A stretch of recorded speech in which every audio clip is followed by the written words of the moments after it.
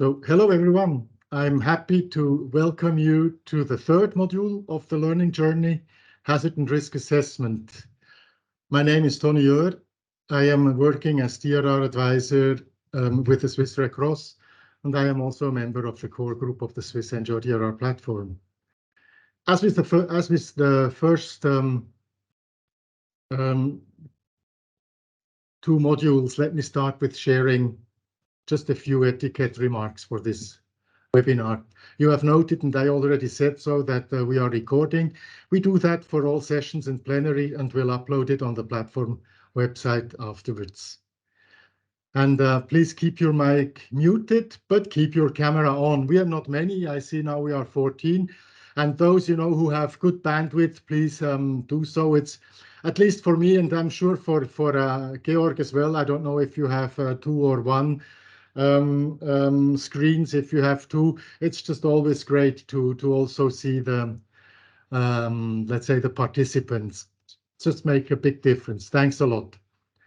There are opportunities to ask questions by voice. We are not that many, just put your hand up. I will see that, or in the chat, I also see that, and would then interrupt Georg in his presentation, if this is okay with Georg. Okay. And this leads me to the program. The webinar today is the third module of the learning journey. The learning journey itself consists of two parts. The first part focuses on hazard assessment and has the objective to enhance our capacity as practitioners so we can independently conduct a hazard assessment and know how to retrieve airborne data. This first module consists of 5 webinars, as you can see, that take place from March to May, and in May we will have the last 2 of those. The second part then will focus on risk assessment and cost-benefit analysis with 3 webinars that we have planned in the beginning of 2024.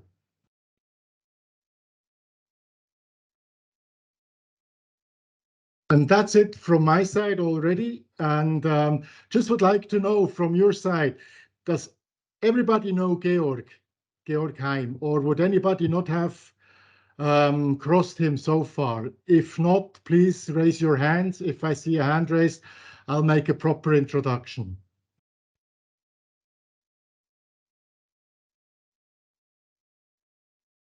I see one, Leandra. Okay, good. Then Georg, again, I have to go over it.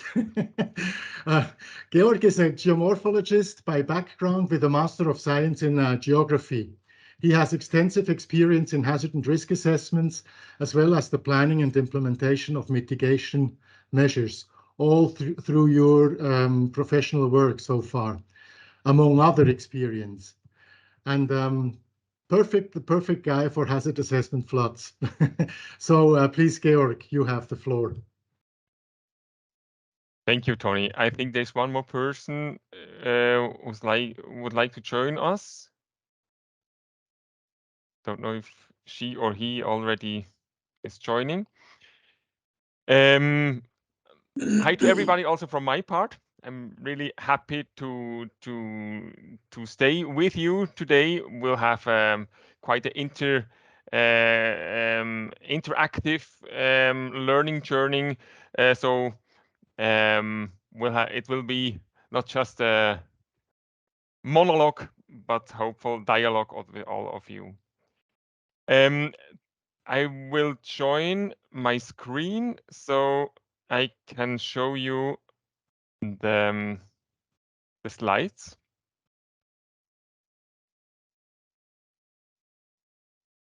Okay. Last time during the first learning journey, we had an overview about hazard analysis and hazard mapping. In this learning journey, we would like to practice it, to go more in detail and hopefully useful for you to use it directly in practice, to put it in practice. We have some goals. to know how to use the guidelines. Last time we jumped very shortly in. I would show you that more in detail today. As another point, another goal is to define peak flows in catchments, the hydrological aspect, and then also to define velocity of water in the channel or in the river, in the stream. Both of this information we need to know if a flood can occur or even not. And at the end, to get knowledge about the mapping of hazards, always concerned to floods. We will have another learning journey where will discuss landslides as well. But today is just focused on floods. Just some repetition from the learning journey. We talked about different levels of intensities. 3 classes. High intensities of floods means that even houses can be destroyed. A person will die in or outside of houses. A medium intensity is where adult persons could resist the flood if they are hanging on a wall or something stable. And for low intensities, it's just you can walk through. Traffic can circulate. So these are the 3 classes. For those of you liking numbers, you can also quantify the intensity classes by the product of velocity and flow height in the channel or outside of the channel for flooded areas. Velocity are measured in meter per seconds and the flow height in meters. And so the product of velocity and flow height, if it's higher than 2 meters per second square, it's called the high intensity, and low intensity less than 0.5, and in the intermedium is, as the name mentioned, the medium intensity.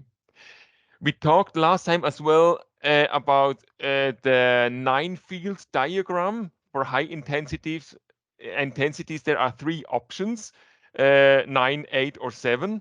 Medium 6, 5, 4, and low intensities 3, 2, 1. If we stitch together these bars, we'll have this 9-field diagram, which is our tool to define the hazard level of our instrument. The intensity in the rows, intensity classes, and in the columns are the 3 frequency classes. We talked about the frequent, a rare, and the extremely rare event. And if you like the numbers, we can quantify it as well. A frequent event means that it has a return period of 10 years or even less. A rare event is a generational event, and the extremely rare event is a so-called 100-yearly event, or even worth. That means a lower frequency, lower return period. The higher the number, the higher the hazard level. And we can stitch also colors on this 9-field diagram, because these 3 colors are spatial planning instructions or information. That means red areas with high intensities, their new constructions, new buildings are prohibited for the spatial planning. For blue, hazard levels can be because of it's very frequent or low or medium intensity. New buildings are allowed, but only with accompanied with mitigation measures. And yellow levels 1, 2, or 4 for housings, there are no restrictions, but for sensitive buildings like hospitals, schools, among others, mitigation measures should be taken as well. But normally, yellow areas is just to inform you, it could occur an event, extremely rare event, maybe every 100 years, and the intensity probably are very low. So not really a problem. So person normally they don't die in yellow areas. We also talked about silent witnesses. That means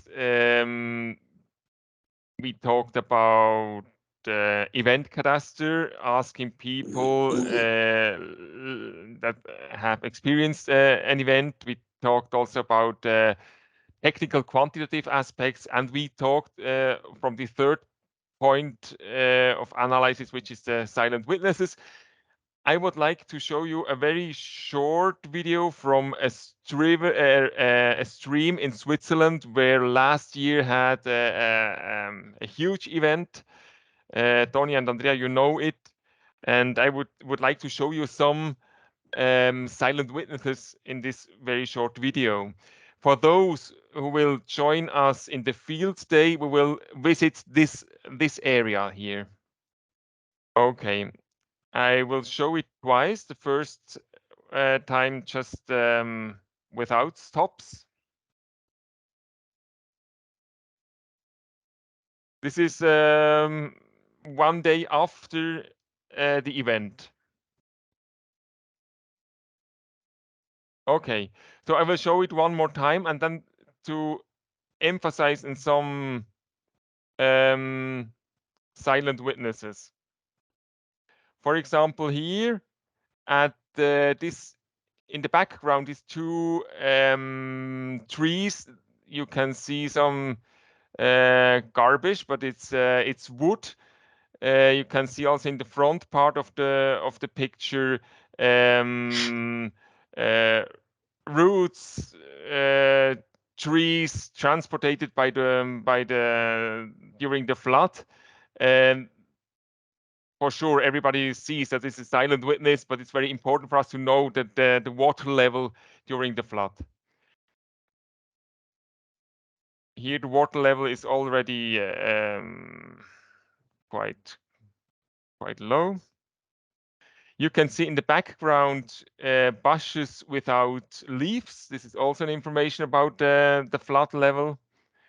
And the embankment, you can see erosion. You can see this on the right part of the river, a tree which is hidden. That means it has been hit by a block or a tree as well. And at the end, you can see in several parts rests of wood that has been transported by the flood. So it looks quite obvious if you see these pictures, but you have to train your eyes, and you will see a lot of them or garbage hanging in trees that helps you to know where floods occurred, levels of flood flow height, and sometimes also frequency of events. Okay, all these working steps we saw during our first learning journey, but also what we will talk today is described, written in the guideline, methodological guideline, which consists of two parts, a hazard module and a risk module. During our preparation, Tony meant, look, you have too much slides, you have too much information. There won't be time to talk about all these points. So we decided to give you a homework. And this homework will be looking for some questions where you can find the answers in the guideline. This guideline exists in Spanish and in English. There are several like modules, parts of the guideline, some introduction words. If you click here, a PDF will be created, and then you will find, for example, definitions of different hazardous processes like floods, landslides, debris flows, rockfall. Each process is described on this in this PDF. To be sure that everybody speaks of the same, has the same understanding of process. Then you have the 6 modules for floods. For flood, there are 2 standards, so 2 levels, complexity levels for the analysis. There is a minimal standard for those who have very low knowledge about hazard assessment. For the more advanced people, it's offered this module here. The same for debris flows, a minimal standard and the advanced standard. For landslides, it's the minimal and the advanced standard is in the same module as well for rockfalls. So when I, for example, choose the flood advanced standard, is also created a PDF where you can find each working steps to reach the hazard map, the final product, and each step is presented in this PDF. There's also a PDF where is presented how to document your results. That means how to use the 9-field diagram, for example. As you can see on the right side of this picture. You can also see that the 9-field diagram in this area is a little bit different as the one we will talk about. And one of the questions for your housework will be, why exists this difference? How is it? What's the reason of this tiny difference? I won't go to detail. As I mentioned, this is the homework, and in that opportunity, I will just switch to the Teams to copy your homework. Just 1 second.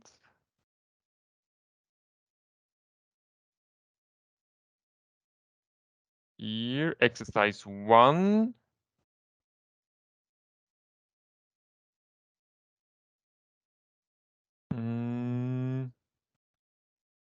How was it made, Tony?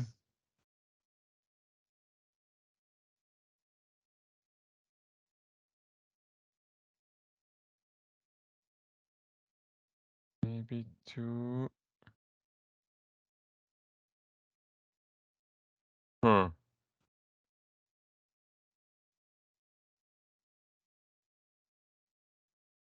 It looks that it will not work. Tony, can you hear me? You are on mute. Yes, I'm also trying.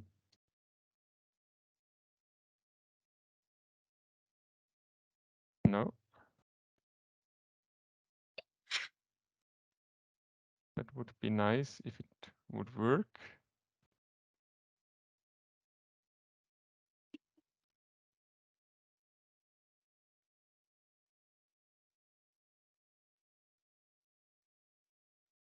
I tried one more time. If not, we'll send it afterwards by mail, Tony, or you can send it to everybody by mail. Yes, I will do so. Okay. And in the meantime, I will see how to do it for the remainder documents that we want to link. Huh? Okay, thank you. Just to show you the questions for this homework. Quite simple. Which are the processes treated by the guideline? This difference of these 2 9-field diagrams to explain it, the reason why they are different. To describe the 6 working steps for hazard analysis for floods. inform about the frequencies that are presented in the guideline. For example, what we will talk about today is the scenario of 10 years period of return, 30 years and 100 years. It can be different. And where can you find the key for mapping silent witnesses? Because just for a moment, I will return to the guideline. You can see here annexes, practical tools that you can use for your hazard mapping. Event cadastre forms to fill out the results from the interviews with people that have been affected by floods.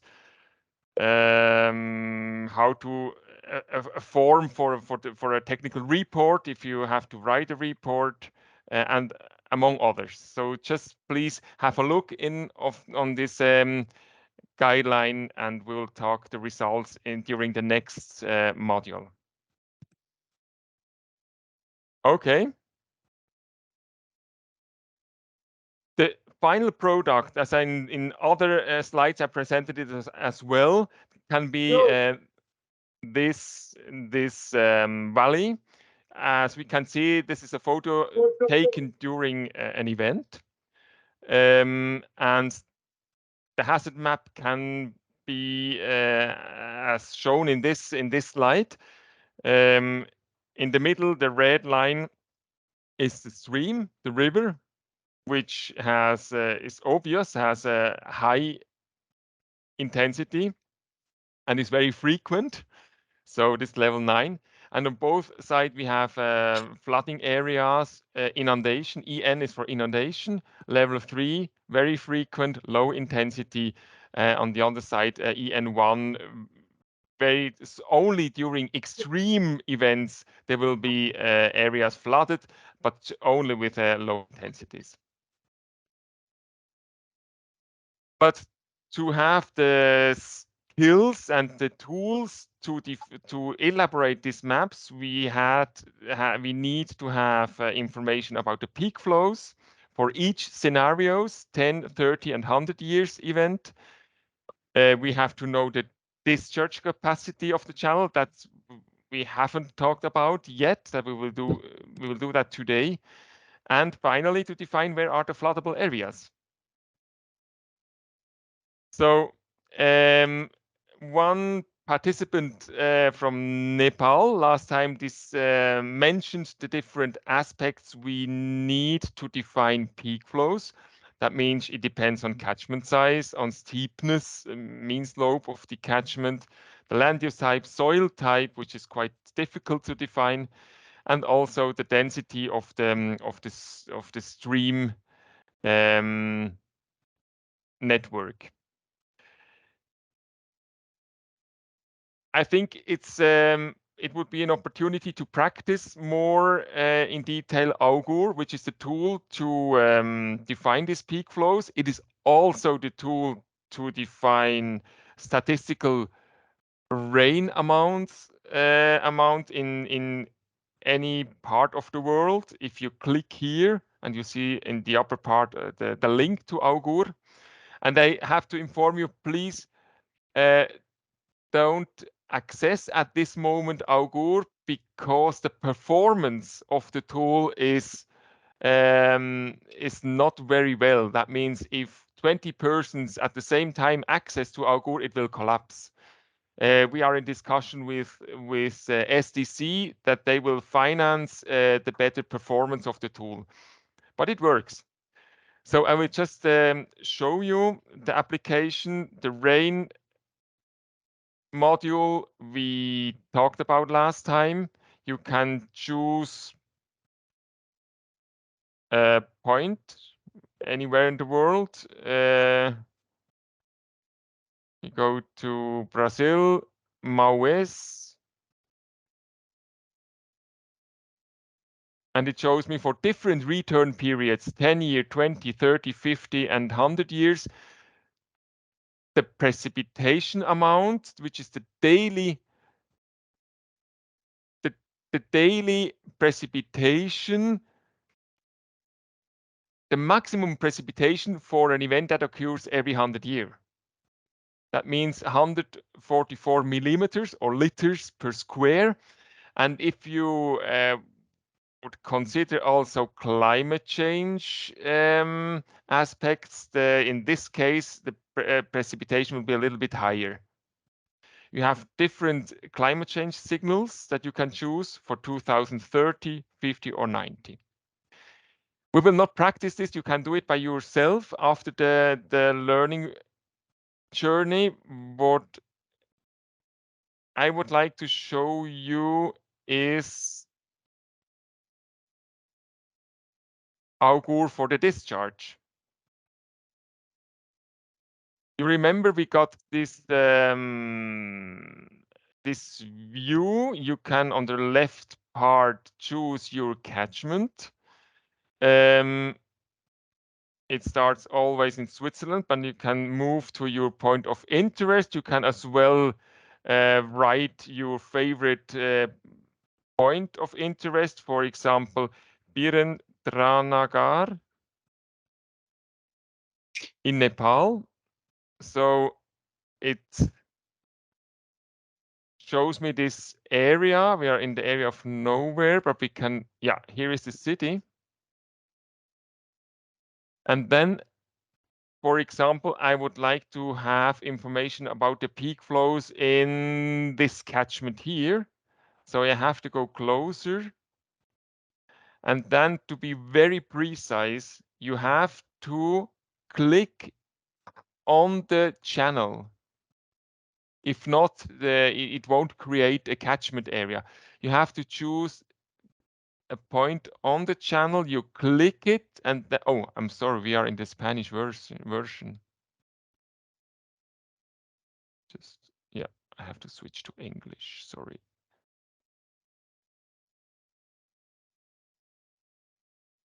Yeah.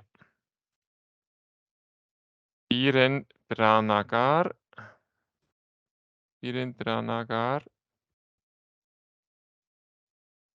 Okay.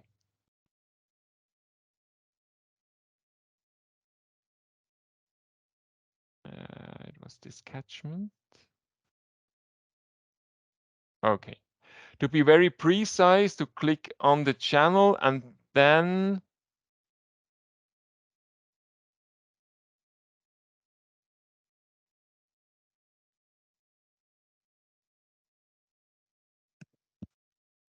okay.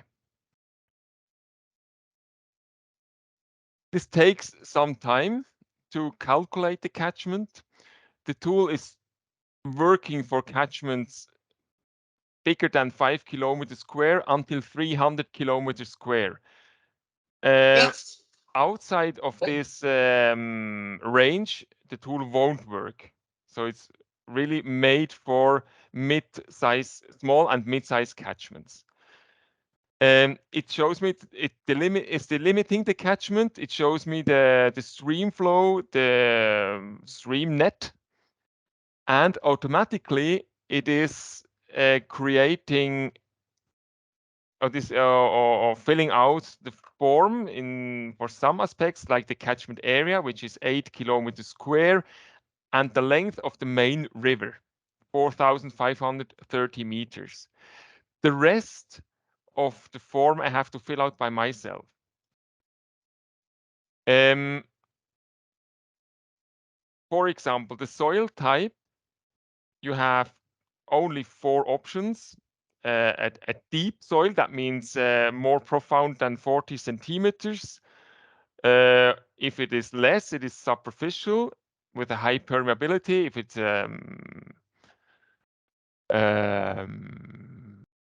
the permeability is high, yeah. A sandy soil, for example, or you have also superficial soil, but a little bit clayey, and you have a strongly clayey soil. These are the 4 options that you can choose. You have to define if it is a flat area or a steep or the moderate area. It's not quantified very precise. You just can choose 3 options. If you want, you can aggregate a climate change signal. And on the second cover here, you have to define the percentages of the land use. For that, you have to, or you know it because you have the data, or you will look on the satellite image. Well, maybe 40% forest. Farmland, I make it fast now. 20%, and pasture maybe 35%, and 5% settlement. If you are higher than 100%, it won't work. It gives you a error message. Then by going back and compute discharge, it is calculating the discharge here with a hydrogram. And what is of interest is the peak flow. That means for an event with a return period of 10 years, it's 28 meter square per second, meter cube per second. For the 30-yearly event, 36, and for the extremely event, 47 meter cube. So this is the way that the Augur tool for hydrology is working. So I'm speaking already too much. I think we dive into the first exercise. But if there are any questions, we have the time to answer those questions. Yeah, I just wanted to interrupt you, Georg, Yeah. for questions. I don't see any questions in the chat, but I think it's a very good opportunity now to raise questions that you might have, be it from the repetition from the first module or from what you have been explaining from Augur. Joe, please. Yes, yeah, one question on one of the first slides where you had the formula on intensity. Maybe we can go back to that one for a second. As it is velocity in meters per second multiplied with the flood height. This slide here? Yes, and the flood height in meters. Yeah. So that would give multiplied meters per second multiplied per meters is square meters per second. Oh, thank you. And I think it's not meters per second square. Yeah. You're absolutely right. I was wrong. I make it afterwards, but thank you for this observation. Second square might be like something like light years or I don't know what, right? Yeah, absolutely right. Are there other questions or observations?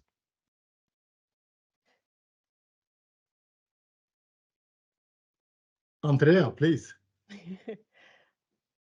Not trying to make things complicated or so, but the soil type, Georg, how would I know which soil type to choose? Yeah. This is a very good question, Andrea, and this is the most difficult aspect to when you fill out the Augur. There exists for a very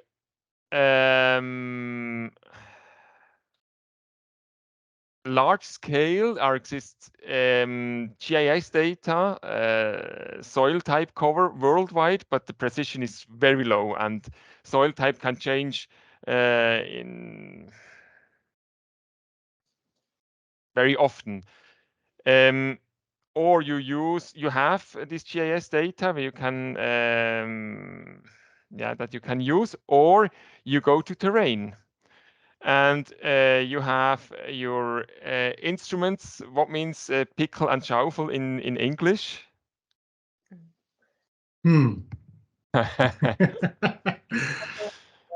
Tools, tools to shovel and pike. Thanks a lot. Yeah, Okay. shovel and pike. Okay. Okay, and then you start to make the hole on the soil to check out if the permeability or what kind of soil is it. If it is clayly, so you can take a part of the soil on your fingers and just make some movements, and if it resists on your fingers, the clay percentage is quite high. If it is sandy, it's easier. Sand, you won't be able to build a small ball with your hands. It's not cohesive. So this is an information, and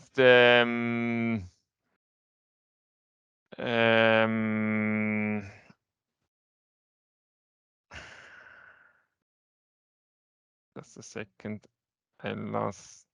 If it is more or less than 40 centimeters, this is easier to test it in the field. But you have to be aware that when you have a catchment area with like this in Birendranagar for 8 kilometers square, we have to look in several points within the catchment area and to have a look about the soil type, because as I mentioned before, it can vary, it can be different within the catchment. At the end, you take the mean soil type to fill in here. Is that okay for you, Andrea? Yes, of course. Yeah. Okay. So I would like to explain the exercise before you will start working. Here you have the access to Augur. We will build groups. Tony, I think we will make maybe 3 groups, as we are about 15 persons. Can I just interrupt you? Sanjib has a question before we go into the group work. Sanjib, please. Thank you, Tony. Like the hydrogram that is going to be developed through this Augur app, what is the kind of precision level? Like how much we can say this is correct? Because the information that we are providing, like soil type, like slope, as you mentioned in your speech also, like those are not like the exact steep percentage, or so the correction, the mm, actual whether this will give us actual result, or like in diagrams we sometimes say like 5% error, 10% error, whether we have this kind of judgment of this hydrogram. Yeah. There are 2 aspects in the diagram. You have the peak flow, and you have the diagram. They have the hydrogram. That means the evolution of the discharge during the flood event. The precision of the tool. There are many hydrological tools to define hydrograms and peak flow, like Preva. There are many of them, or they are quite expensive, or you need to be really expert to use it, and it takes a lot of time to do it. For example, Preva is very, very complex. That led to the consequence that many of the NGOs said, well, I won't work with a quantitative manner. For the hazard assessment, I just go to the qualitative way, asking people where they have flooding in earlier times. This tool, Augur, would like to have a quantitative tool which is between the qualitative and the high level, high precision applications. So it's a very easy tool to use it. The consequence is that the precision will be reduced compared with Preva or other tools. For example, in really professional tools, you have to define for each pixel the soil type. You have to be very much more precise regarding the slopes. You have to be really precise about the land use and other aspects as well. So I think for our use in the NGO context, it gives us a very good information about floods, but it's not that precise to say, well, it is 47 exactly. It can be 42, it can be 52. So you have a certain range. The range depends on the calibration of the tool. That means in each climatic and geological areas, you have to calibrate the tools by measured data. For example, in Switzerland, we have done that. In Chile, in central Chile, we have done that. We are at the moment with the University of Bern working on calibration in other areas. So the precision will increase, but at the level it has at the moment, it is also a very good orientation about dimensions of floods that can occur.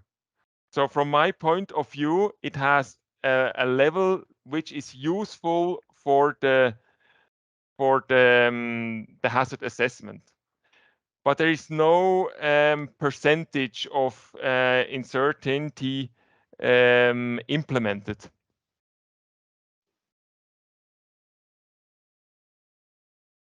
Is that okay for you, the answer?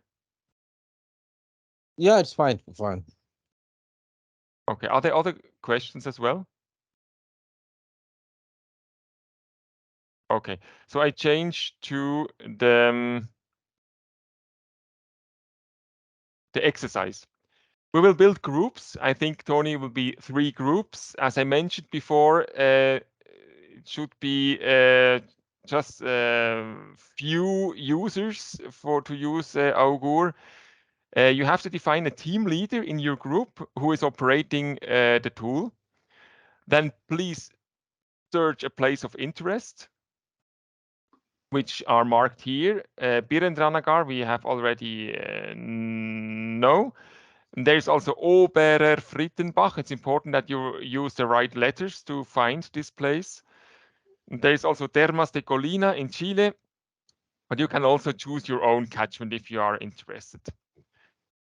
Be clear that it's lesser than 300 kilometers square. That is a bit difficult if you don't have information about your catchment, but you can try it, and if it's higher than 300 kilometers square, it gives you this information. It's too big. Then, as I mentioned, you have to click exactly on the channel to build the catchment. You have then to press the delineate catchment button and to fill out the properties. And your task is to define the 100 yearly peak flow from each of these places of interest. Now, Tony,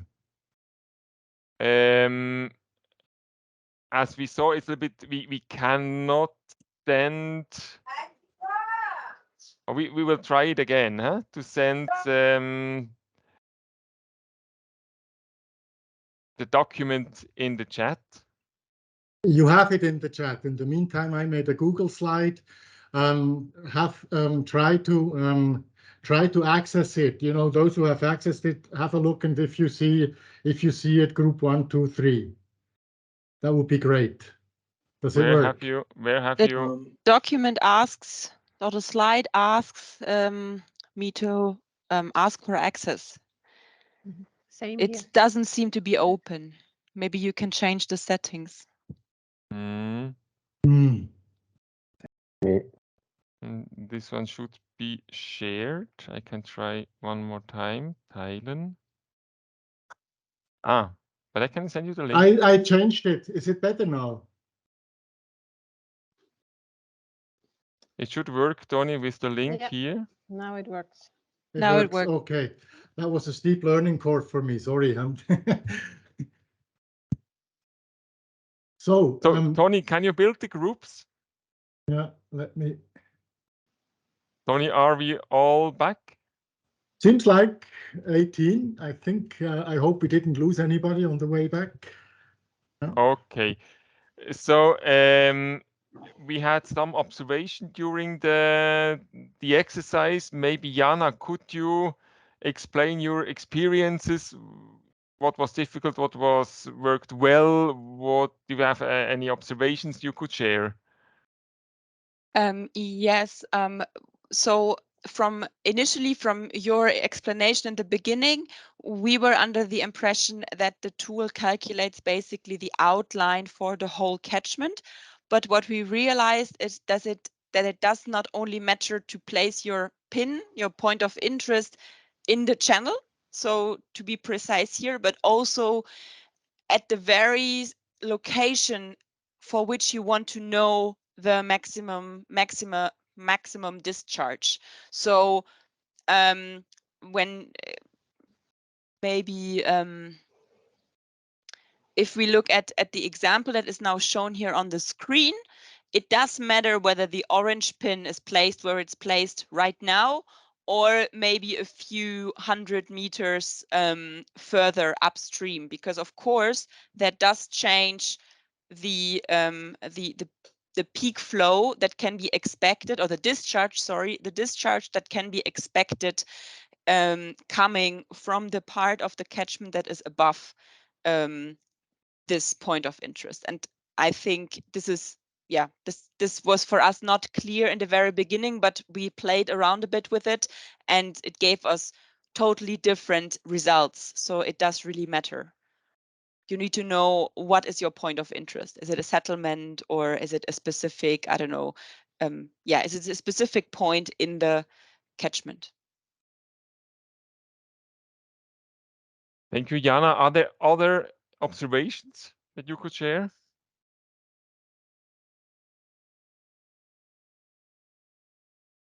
I have a question. Actually, I'm just starting to wondering, what does it really help us to do this tool?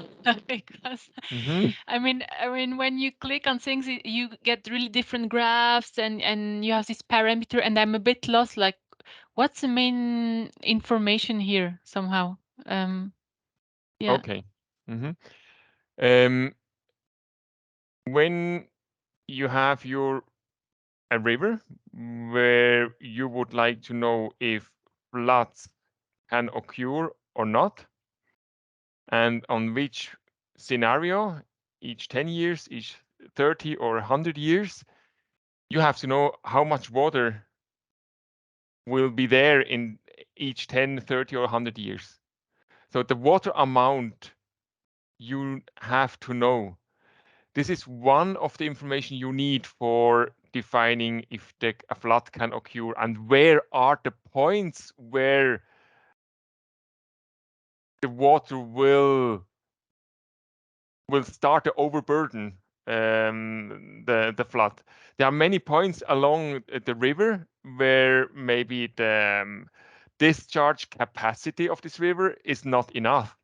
So the water will flow out and start with flooding. So this is the reason why you need to know the water amount, and for that you need to know the catchment, the soil type, the precipitation, which is implemented automatically here from Augur to define those points along the river where that are critical.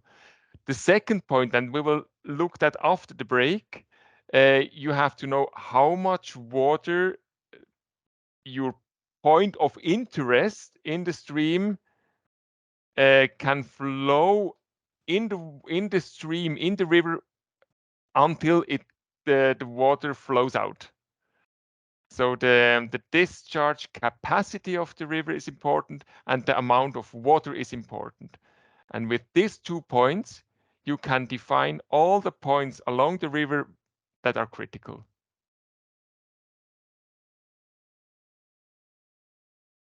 Is that okay for you, or wasn't really clear. No, it's clear, but if you help us read this graph, for example, if Yeah. you, like in narrative, you know, like crude terms, I mean, The yeah. hydrogram. Yeah. So Okay. now I see what here? I see that in every in an extreme phenomenon that happens every 100 years, I have a risk of a high intensity phenomenon because it's up to 47 meters cubed per second. Is it this that I Okay. need to No. understand? Or No. Okay. This is one step before the defining the intensities. I just jumped to one slide before the break to intend to explain you. Okay, one further. This one here, for example. We will see that after the break. In that case, the water was too much for the river, so flood occurred. You have different points. For example, here, if you see the pointer here, that's a point, a critical point where the water flows out. Here as well. So, well, now it is an event, but when you are mapping the hazards, you make that during dry days, so you won't not know the critical points. But when you know the discharge and then as well the geometry of the cross section, you can define it. Once you have defined that this is a critical point, you have to define how much water will flows out. And once you have defined the amount of water flowing out, you have to define velocity and flow height of the water outside of the channel. And here you have to map the intensity. On the critical point, you can define on what frequency, 10, 30, or 100 years. And here you have to define intensity and velocity. In that case, for example, I can see it's inclusive. You can see the grass beneath. So the flow height in that case, in this event, probably is not that much, maybe 30 centimeters, 40, 20 centimeters. And you have maybe a flow height of 1 meter per second. That means the product of 1 and 0.4 gives a result of 0.4. And 0.4 is less than 2 meters, is less than a half a meter. That means the intensity is low. And if you compare it with the scenario, that means here is a critical point for a scenario of 10 years. You know that this flooded area will have the number 3. Very frequent events, but low intensities.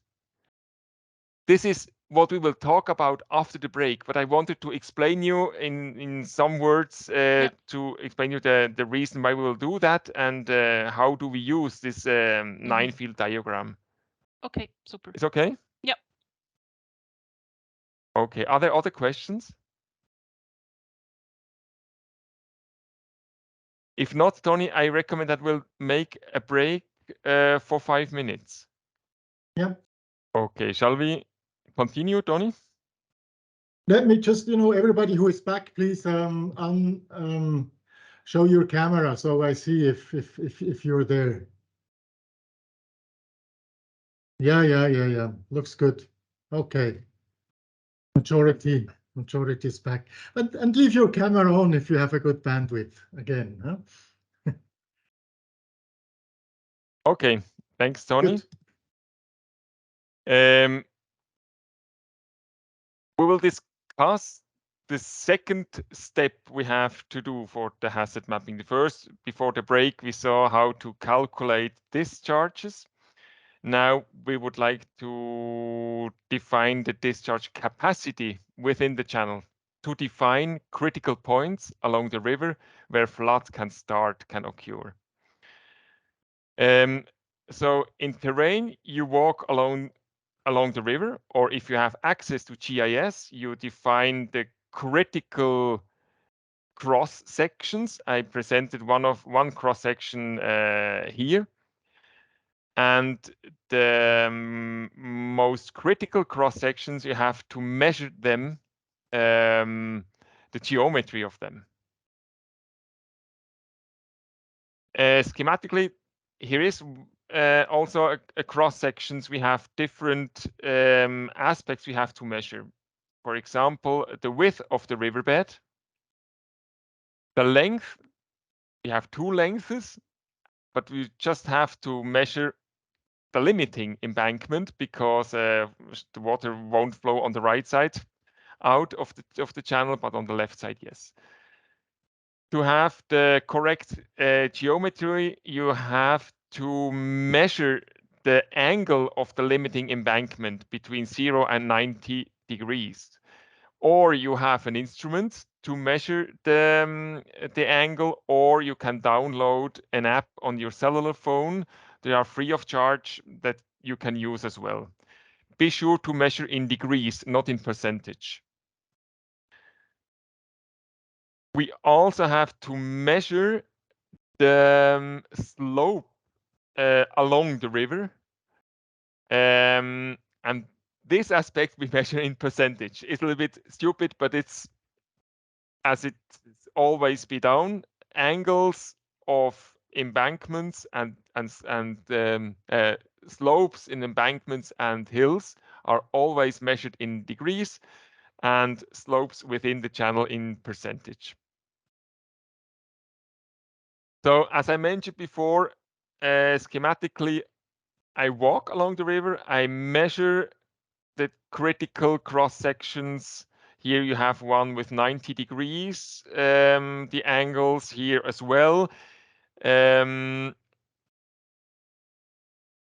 So as a result, you have the geometry in meters square until the blue line, where the maximum level that water can reach before outflows.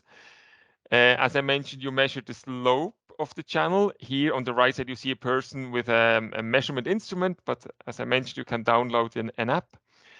And the roughness of the channel. Because the rough of the channel, the slower the velocity, the lower the velocity of the water, and so it's more. It increases the possibility of outflows, of the risk of outflows. Sure, the steeper the channel, the higher the velocity, the lower the probability of outflows. And for sure, the bigger the geometry, the discharge capacity is higher. For that, also in the Augur toolbox, there is an ugly Excel sheet, but it's helpful. And I would like to explain you this Excel sheet, and then we'll start the next exercises where you can fill out by your own for a couple of cross sections the Excel. Georg, can I just interrupt you, because I've seen that Niraj has his hand up for quite some time now. Niraj, do you have a question? Thank you, Tony. I mean, exactly. You said the critical section, I mean, what does that mean? I mean, if we are preparing a hazard map for, let's say, 2 kilometer long channel, then how do we decide where exactly we have to measure the cross sections? Normally, if you have a stream or a river, you have to split the river in different sections. And the splitting of the section depends on the geometry of the river. If the and the slope as well, the steepness. If the river maintains its geometry, maintains the slope, it's sufficient to take just one cross sections, characteristic cross section of your river section.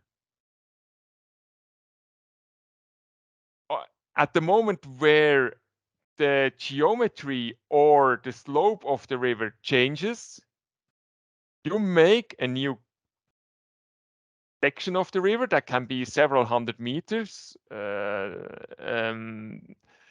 And depending if within these sections the geometry is always the same, you just take one. If you have several changes of the geometry and slope of the channel, so you take several cross sections for a river which is 2-4 kilometers of distance, maybe you take 5, 6, 7 cross sections. As I mentioned, it depends on the changes, morphological changes. Okay. Yeah, thanks. Okay. Sorry, Georg, just an add-on question from my side. You know, when you have bridges, does that impact or not? Yeah, it's always recommendable that for each bridge you take a cross section on the upper part of the bridge.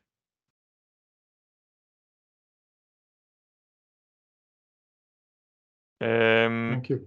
Okay.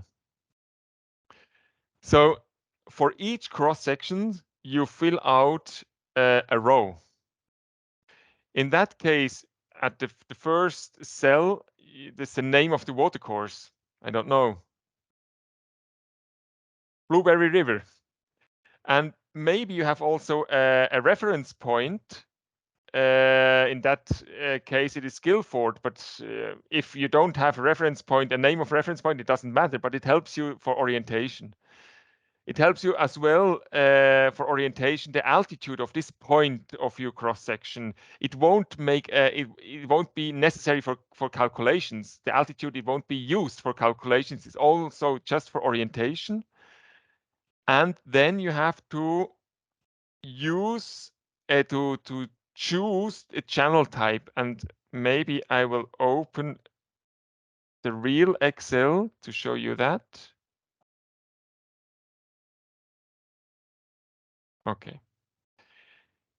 In channel type, you can switch between open channel, I make it a little bit bigger, open channel or sewer. That means like a bridge. You have these two options. If you think it's not enough, you have more type of channel types, you can inform us and we can adapt the Excel. We try to make it simple, but when you make it simple, you have less options to choose. Then you have to enter the geometry of the open channel in that case, as we saw before.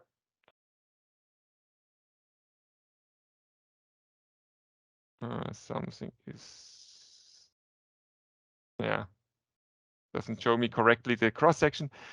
The width of the riverbed, the lower part, the riverbed itself is 3 meters the width. The length of limiting embankment is this aspect here. It's in that case just 1 meter 20 centimeters. The angle, maybe I have 45 degrees.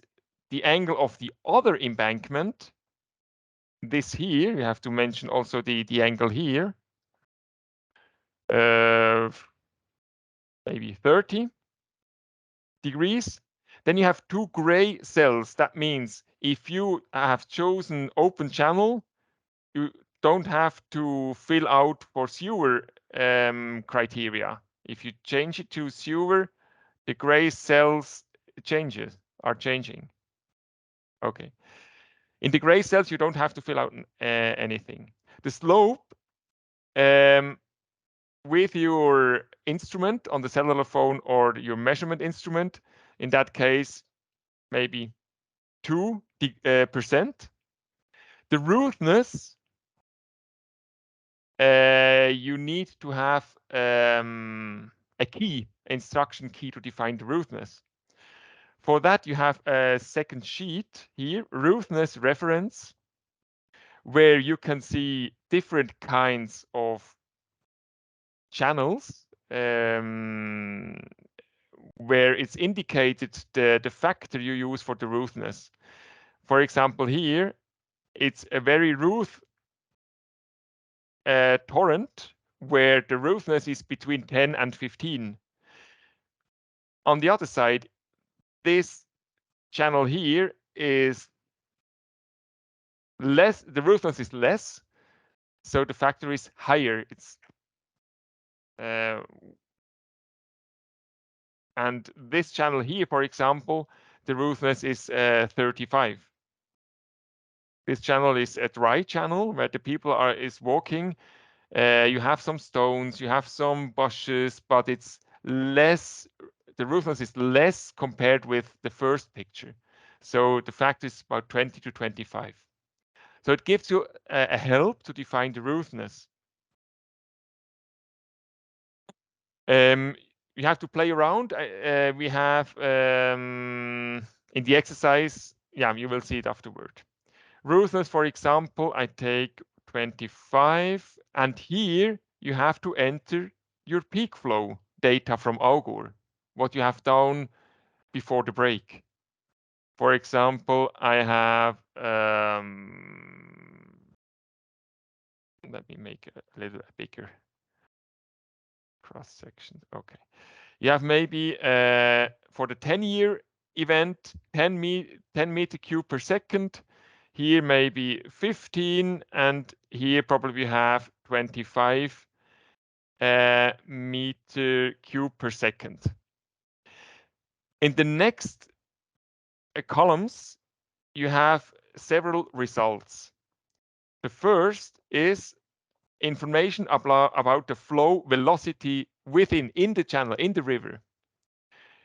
It is also given the maximum discharge capacity on the point where you are where you defined your cross section, and it shows you if outflows will occur or not for your specific event. For a 10-yearly event, you are in green. That means you have 5,400 liters per second left before outflows.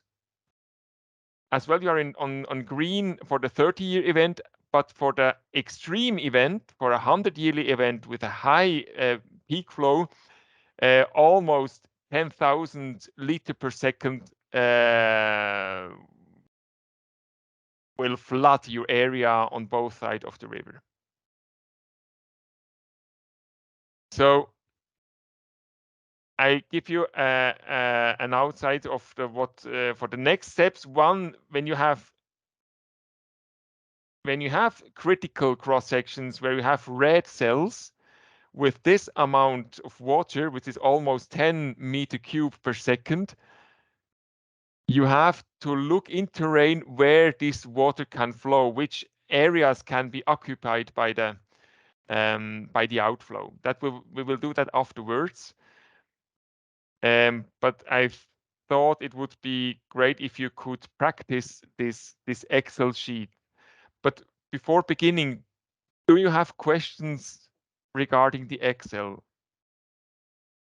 or the methodology itself?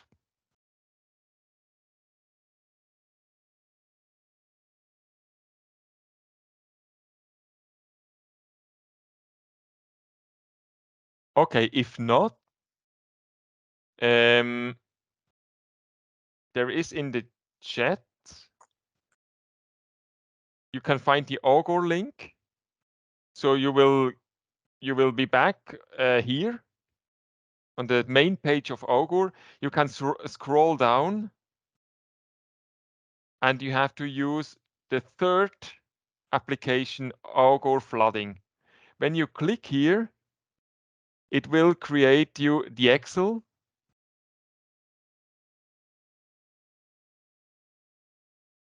Yeah, as you have seen before. And if you remember, each row is for one cross section. If I go back to the PowerPoint. You have here the 3 examples where I would like to ask you to use it to fill out the Excel. It's an individual exercise, so you don't have to build groups. Each person can work by him, herself.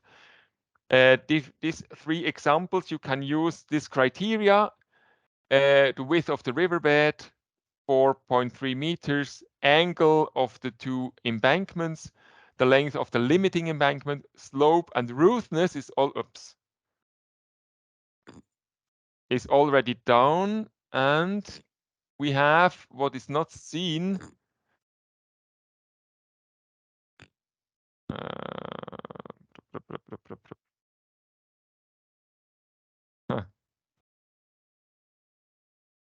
I have to show you it here. You have also the peak discharge. In the first example, it's 48 meter cube per second for the 10-year event, 62 for the 30, 78 for the 100-yearly event, and similar for the example number 2. But take attention, this is a sewer, while the example 1 and 3 are open channels. That means like a bridge here, the example number 2.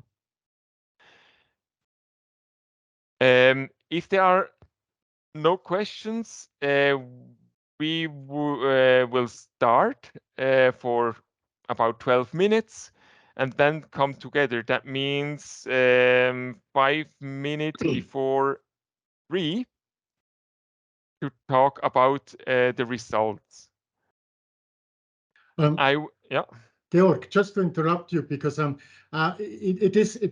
course it's a highly interesting, highly important module. It will take us a bit more than 2 hours, and maybe just to check before we continue, because we might have some 20 minutes more after this group, after this individual work. Just to know, is everybody okay with maybe 20, maximum 25 minutes longer, staying longer with this webinar? Those who cannot, just raise your hands, then I see how many cannot.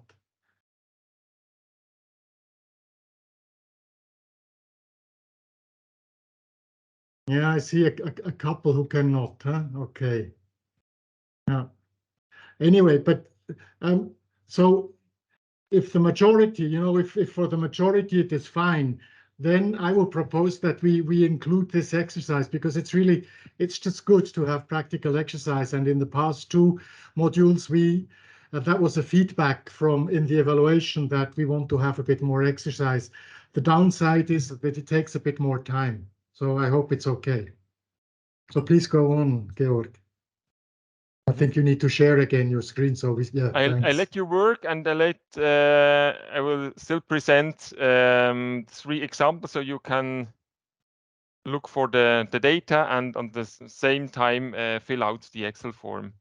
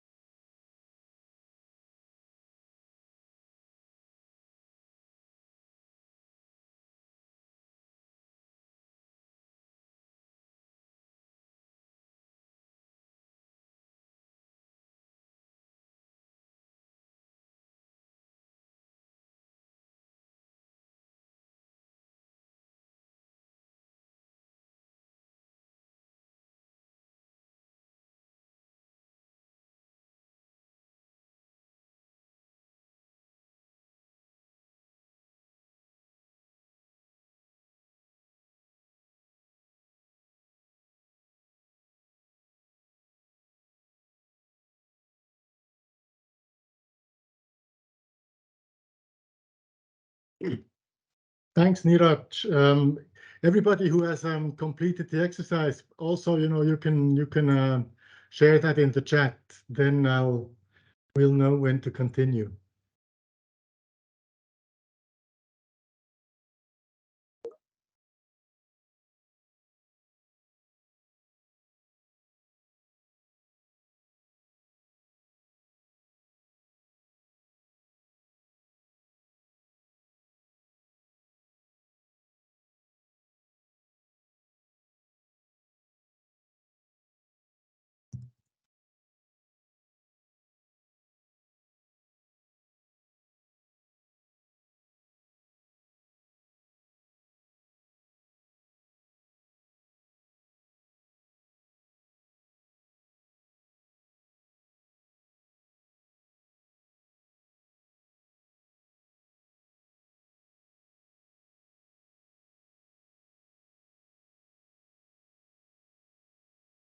Georg, there are still some on it. Yeah. Probably need to keep the. Yes, thanks.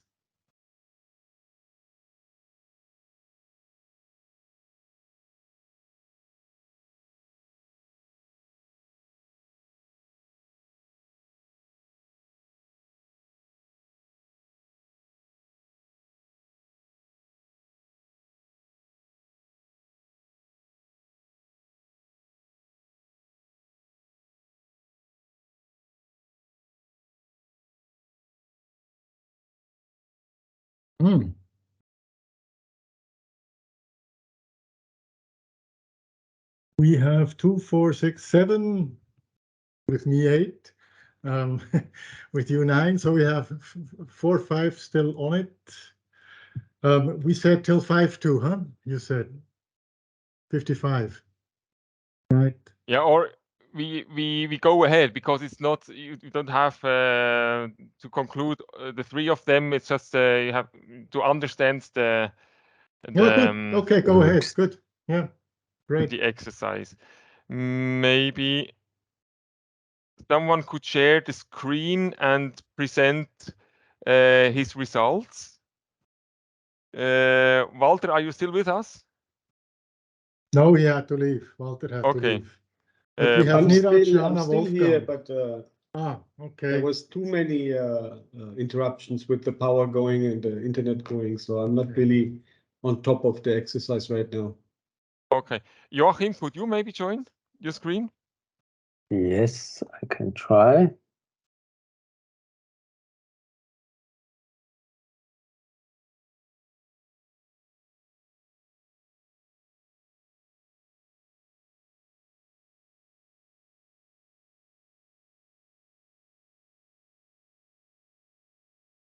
You see it?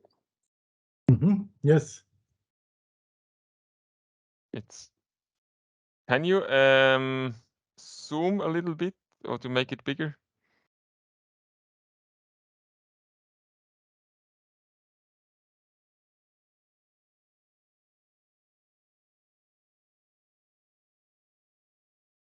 I shared the whole screen, not only the window.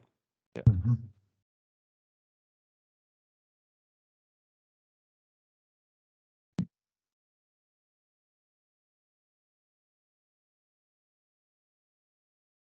But you see it right now? Yes, it's good. Better.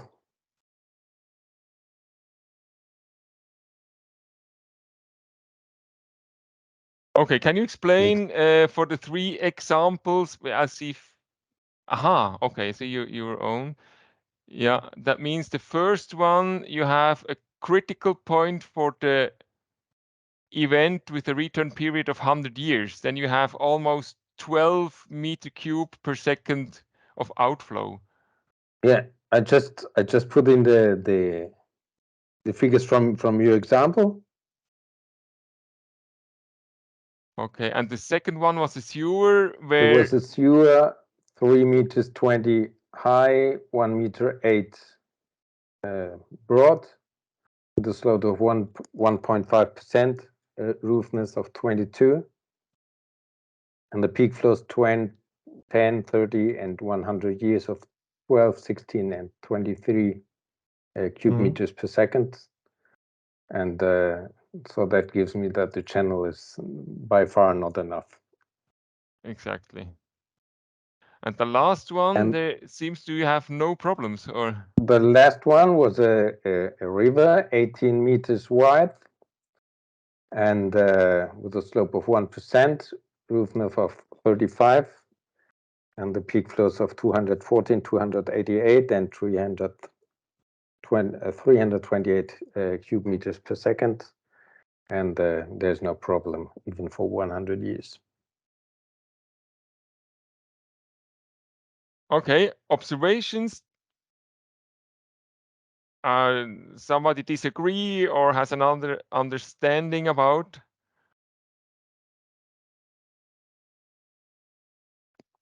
Okay, May I? so yeah. Okay, I mean, the results are same because the inputs parameter are same. What is very interesting in the Excel sheet is that, you know, if you look at the column AD, which defines the hydraulic capacity of the channel, so anything above that would be, you know, overflow out of the channel. And so if you simply, you know, compare the figure, for example, in the sewer line, the hydraulic capacity is 7.6 meter cube per second, and the 10 years return period is 12 meter cube per second is the maximum flow. So the difference is 4.4.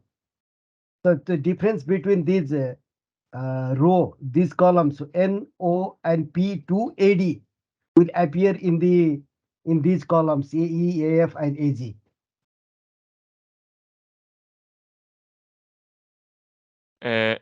Tony, can you help me? I couldn't understand it. Sorry, can you help me? Yeah, Niraj just you know, just said, as I understood, if you look at the column AD, this is the, let's say, I would say, like the critical column, you know, the hydraulic capacity, and that tells you if you look with the peak flows, you can see very quickly if the peak flows are below the hydraulic capacity or above. And in the second one, where you probably measured at the bridge or something similar, you can tell that even, you know, with a 10-year peak flow, the peak flow is above the hydraulic capacity. So that means that during the peak flow, water will not pass there, most likely, and will overflow. So Niraj, you correct me, but I mean, I see it exactly the same way. It's this column AD that is a very important one, you know, that gives you there the math for Correct, the Tony. rest. I mean, that is the maximum capacity of the channel. Yes. Anything above that will overflow. Yeah, that's it. That's correct. And as you see, your peak flow for 10-yearly event is high with 12 meter cube per second is higher than the maximum discharge capacity of 7.6. Correct, So yeah. we'll have outflows, just the difference between these two numbers. Yeah. Those are not real-time examples, right, Georg? No. Because if you look at the second one and you say it's a sewer, even if, you know, if it's a drainage or a bridge, that would have been terribly wrong engineering. Don't you agree? Yes. I just But it made occurs. it. I just made it a bit wider of 3 meters, and then at least we have a capacity of 16. And then all the 10 years is fine, and even the 30 years event is just enough for it. Okay. Thank you, Joachim. So I think we will go ahead with the presentation. But let me not prolongate it, but please, you know, you can really highlight that this is a key, that this is a very cool tool, because when you were working with the Swiss Red Cross and starting on doing the guidelines, we didn't have it, and it was more complicated, right? You ask me, Tommy? Yes, Georg. Yeah, you know, you can. we haven't have before. Yeah, it was during the elaboration of the guideline. I would like, that all of us know that this Augur is for that really helpful, really, really helpful. We need to talk to Ali a bit to, to have a higher capacity so that it goes faster when you want to measure the discharge. But it's really great, I have to say. I mean, you Okay. can promote it, Georg. Maybe to give you the example of what there was a question before the break, but I would like to repeat it as we have now the idea of defining peak flows, defining discharge capacity. Take this river, you have maybe taken your cross sections and you recognize there are two critical cross sections where outflows can occur every 10 years, 30 years, or 100 years. And you start to map your hazard map for the consequences of these critical cross sections. And we see even for 10-yearly events, in that case, we have outflows. The flow direction is from up to down in this picture. So on the upper part here, outflow starts and floods this area here. You have the main river here, and there's another critical sections where just in direction of flow on the right side, you have outflows. You would have here also a critical point that I haven't marked. So, and as I mentioned before, you have to try with your information how much water will flow out, define what is the velocity and the flow height in that area to define if it is a 3, a 6, or if it is high intensity. Sure, during the field day we will practice that, because your question will be how can I know the velocity and the flow height outside of the channel. It depends when you just have outside of the channel and another small channel where the outflow can passing through. Normally velocity and flow height is high. As you see here, there is a huge area where the flood can be passing through, and so the flow height and velocity is lower. It will be a step too much at the moment to go and in this detail. I would like to show you that in the next learning journey. Even we will speak about landslide, but I will take the chance to explain you more in detail how to define outside of the channel the river, the velocity and the intensity. So when you have critical points for the 10-yearly event, for sure you will have problems for the 31 and for the 101, because here the discharge will be, the peak flow will be higher. So it looks like, as you in the map, that for the 30-yearly event, it will be the same critical cross section and the same floodable area. So we have inundation 3, but we have as well inundation 2, because for this event, for this scenario, you will have outflow as well, and 2 is yellow. But it's covered by the blue one. So the yellow one is under the blue area, so you can't see it. For that critical site here, it's a new critical site that hasn't been a critical one for the 10-yearly event, but for the 30-yearly event, yes, it is. So here you have outflows in that direction. This is the area covered by the outflow, and it covers also the area from the EN3. And it's the same story or telling like here in the upper part. You can't see the yellow one in this area, but it's because it's covered by the blue one. The same on that side, you have for the 30-yearly event a new floodable area, inundation 2, and also this area covered as well for the 10-yearly event and for the 30-yearly event.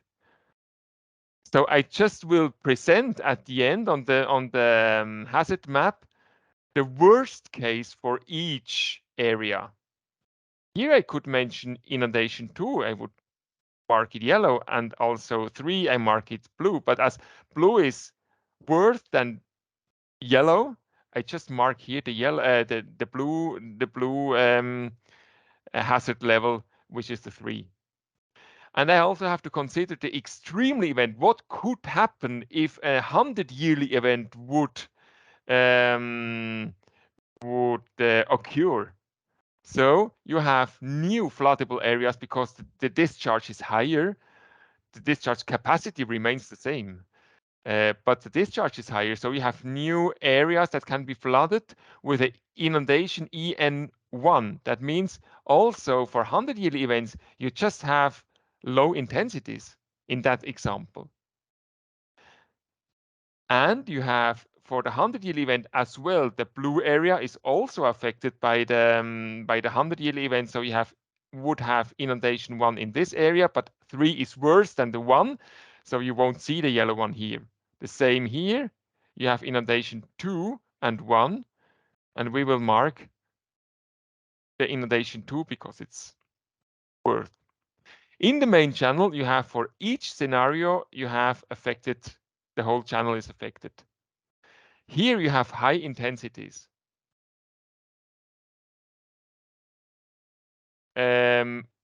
Velocity multiplied by the flow height is more than 2. So it's 9 for the scenario 30. It's also high intensity is the 8. High intensity for the extremely event, so it's 7. And as the result, I just mark as the final product that I will use for further project management is just always for each area the worst hazard level.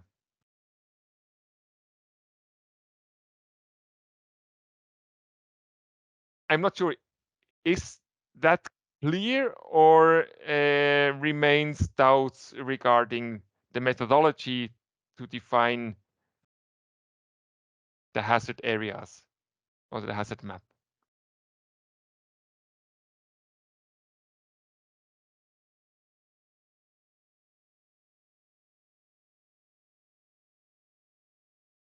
If not, this part will Any questions? Any questions, please?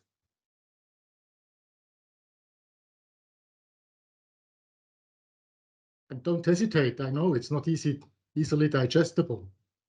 Not a question, but just to be sure whether the way I understood it correctly or not. I mean, you prepared the hazard map for the different scenarios, overlay each other, and only extract the worst case as the final hazard map, right? That's correct. You have to consider all of the scenarios. Always. You have always to consider 10-yearly, a 30-yearly event, and a 100-yearly event, because all of these scenarios could occur. And you just mark the worst result. Okay. For each area. Absolutely correct what you are mentioning.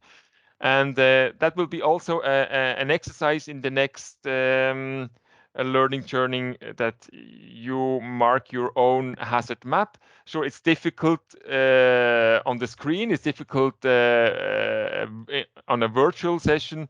It will be much more easier during the field day, but not all of us will can participate on the field day. Okay, to finish. Yeah, is there a question? Yeah, this is Jana. Hi, I just wanted. You're not. We don't hear you well. Now I it's know. better. Yeah. Now it's better. The date of the field day, is it fixed already? No, we will No. come to that. Okay. A Excellent. bit Okay. later. Great. Okay. Thank you. Okay.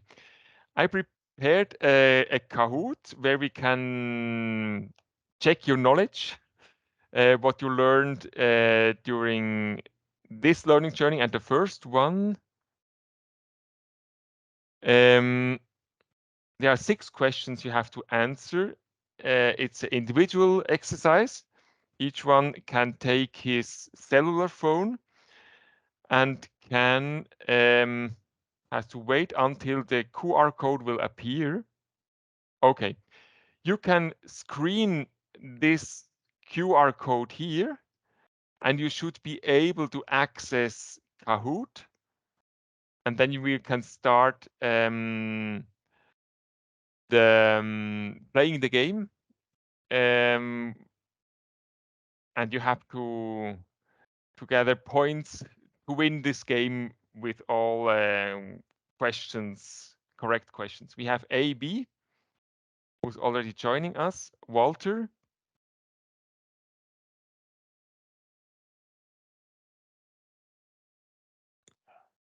Jana,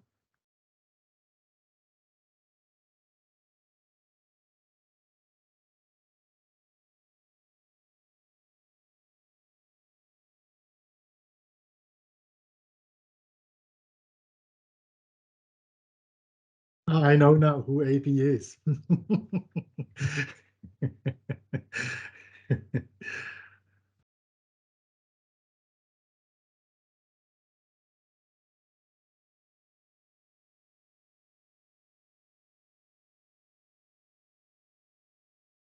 and for those of you who already has installed the Kahoot app, you can also mark just a pin, these 7 numbers.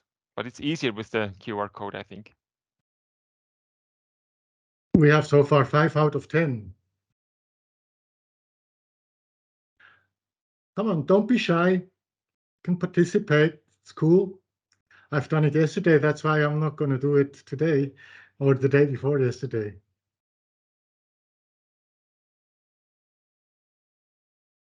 If not, Tony, I recommend we will start. Yeah, we'll start. Yes. Okay.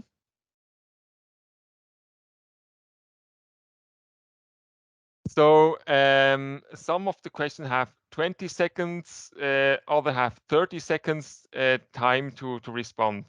The flood intensity outside of the channel, is it red? Just push red, or blue or green or low on your screen. You have still 20 seconds left. If you see this picture outside of the river, what do you think? Which intensity level you see? In the front part maybe of the picture. Great. We have it's low intensity. 2 of you mentioned it's medium. Difficult to say if you are not in terrain, but we go ahead. On the top, Jana, let's start with the second question. Flood intensity outside of the channel. The same questions, but for another situation.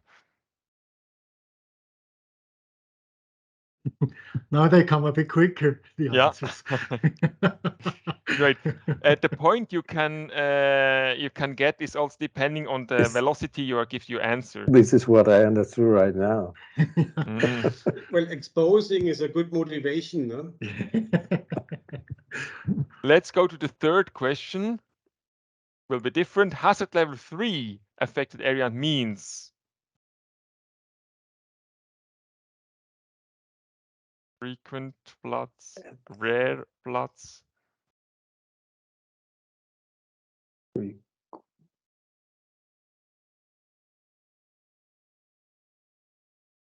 Still have 10 seconds. You are very fast.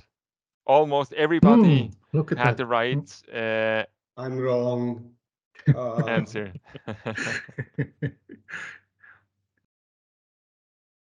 It's still Jana, but Joe is very close.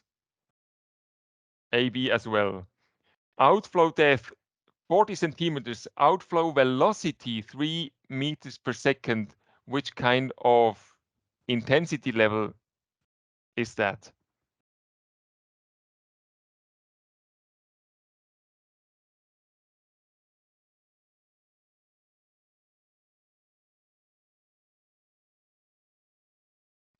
Take your 10 seconds.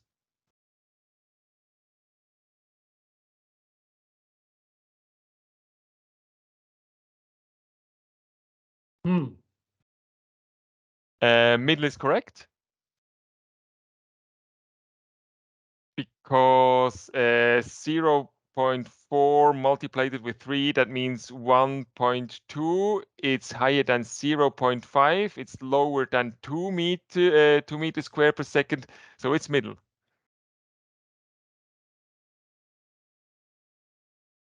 A tight race. Look at that.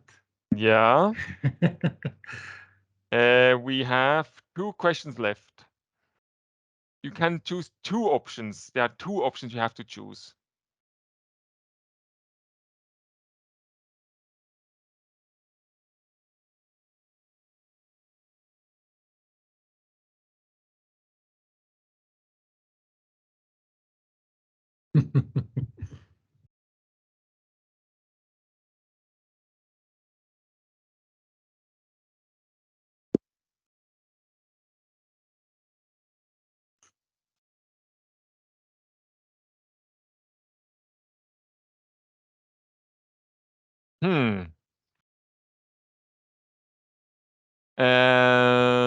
Great.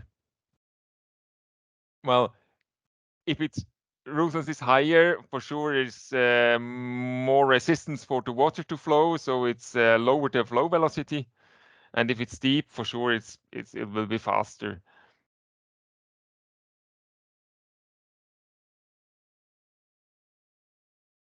Jana, Oh, now wow. it will be difficult to. Jana, your crew. Yeah, it looks like. Last question. How many cups of tea do you need for 1 meter cube? To fill out the box of 1 meter cube, how many cups of tea do you need? How big is the cup? Doesn't matter, you know, if you look at the size of the answers. 2 deciliters.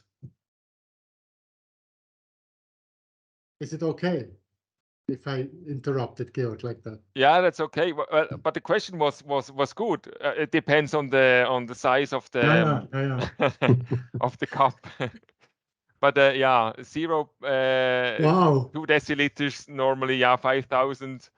It's 1,000 liters. No, it's 1,000 liters 1 cubic meter. So that's it depends correct. on if you have a very small cup, then you need a lot. If you're not taking a cup of tea, but a shot glass or something like that, I was then maybe. overthinking every single question, really. but did you do this right here, Walter? This one. Are you the one who? Let me check. Connection lost. Sorry, no, did not. Okay. Maybe in each country the size of the glasses are different. Who knows? Okay, we have the ranking.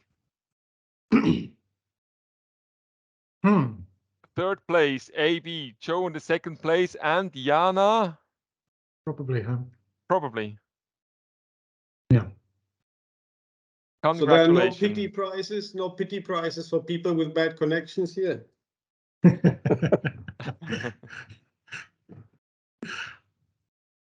Okay.